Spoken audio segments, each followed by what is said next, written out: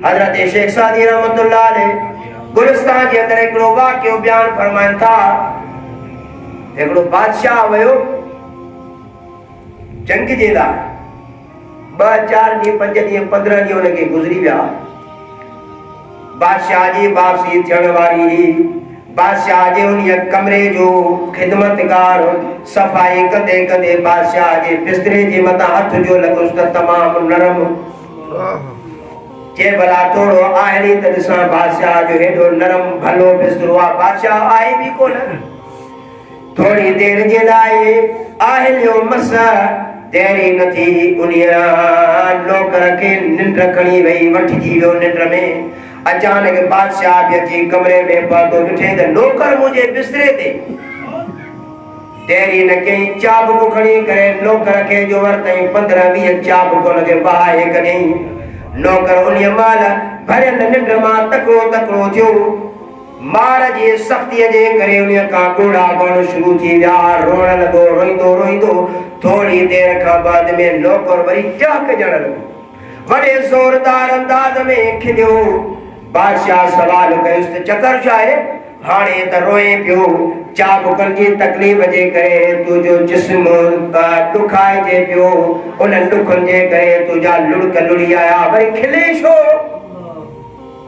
बादशाह सलामत अमान मिले त जवाब ॾियां। बादशाह फरमाइसि त तोखे अमान आहे।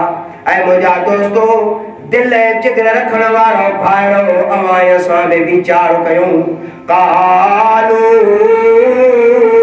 असातीरुल अव्वलीन, हे सिर्फ़ कहाणियूं न आहिनि, पर अल्लाह ताला अवां असां जे लाइ सबक लिखी मोकिलिया आहिनि। रुने छो? वरी खिले।